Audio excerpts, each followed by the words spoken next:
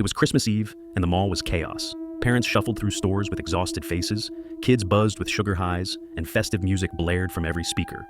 I wasn't there for the holiday cheer. I just needed to grab a gift from my niece. As I made my way past the holiday section, I caught sight of the Santa's workshop set up in the middle of the atrium. Something about this Santa was wrong.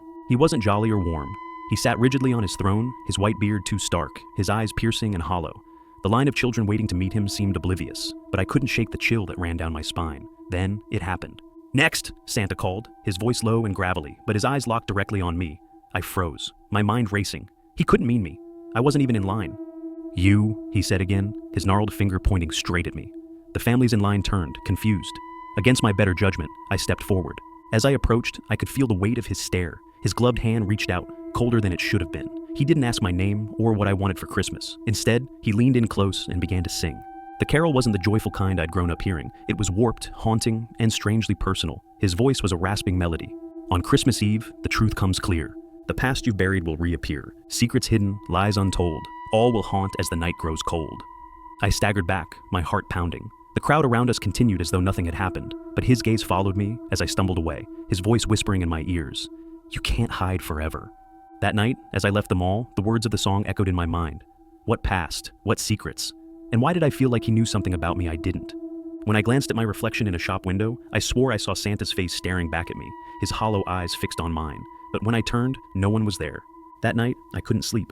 The eerie melody Santa had sung replayed in my mind, more vivid and oppressive with each cycle. It wasn't just the haunting tune, it was the feeling that his words were directed at me. I told myself it was just a weird coincidence, a creepy mall employee trying to be edgy. But when I woke up at 3 a.m., to the faint sound of that same carol outside my apartment, panic set in. I bolted to the window. The street below was empty, save for the soft glow of holiday lights. My heart pounded as I leaned closer, trying to convince myself it was nothing. That's when I saw it. In the reflection of the glass, standing just behind me, was Santa. I spun around, but no one was there. My breath came in gasps as I tried to steady myself. I must be losing it, I thought, gripping the window frame. But when I turned back to the glass, something new appeared. Written in foggy letters across the window were the same words he had sung earlier. "The past you've buried will reappear."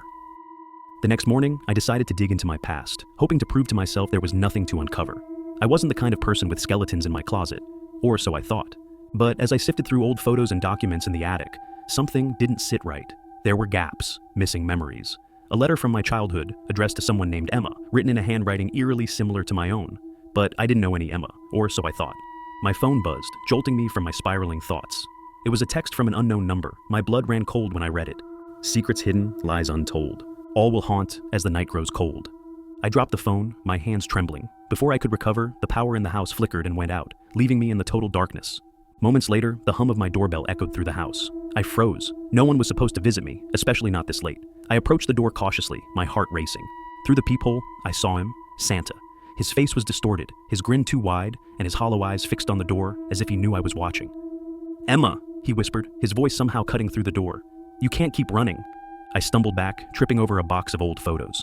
That's when I saw it, a picture I didn't remember taking. It was of me as a child, standing next to Santa at the mall. But this Santa wasn't warm or inviting. It was the same hollow-eyed figure now standing on my porch. The photograph slipped from my trembling hands. "Who are you?" I screamed. Through the door, his voice came low and menacing. "You already know."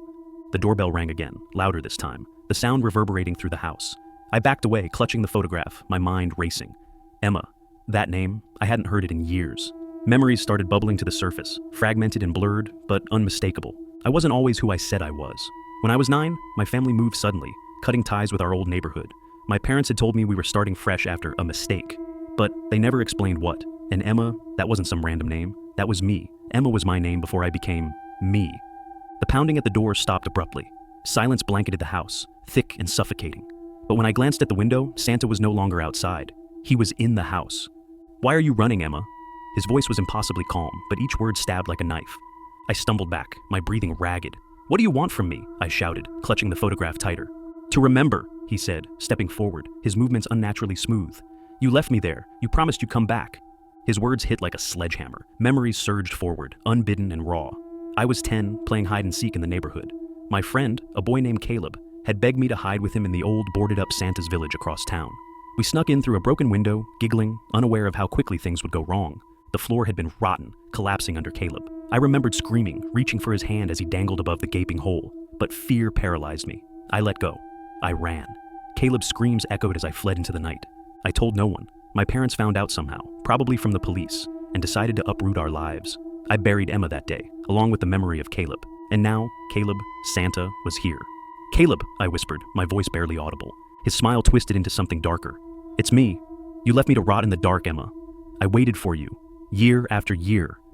"I was a child," I screamed, tears streaming down my face. "I didn't know what to do." "And now you'll know what it's like to be abandoned," he said, his hollow eyes gleaming. The lights flickered, and the house seemed to tremble around me. "This time, you'll be the one trapped." The air grew icy as the room seemed to warp, the walls bending inwards. Caleb, or whatever he had become, stepped closer, his voice like a storm. "Say my name, Emma. Admit what you did." "I'm sorry," I cried, falling to my knees. "I should have saved you. I should have told someone. I should have done something. I was scared, but I'm sorry." For a moment, the air stilled. The oppressive cold eased, and Caleb's form seemed to waver, flickering like static on a broken screen. "Sorry doesn't bring me back," he said, his voice softer now, almost mournful. "I know," I whispered, "but I'll make it right. I'll tell everyone what happened. I'll make sure no one forgets you." The room seemed to exhale, and the suffocating weight lifted. Caleb's hollow eyes locked onto mine, one last time, before he dissolved into the shadows. The next morning, I returned to the site of the old Santa's village. The boarded-up building still stood, abandoned and decaying, but I knew what lay inside. I called the police and confessed everything, leading them to the forgotten body of my childhood friend. As the officers worked, I stood by the edge of the property, clutching the photograph.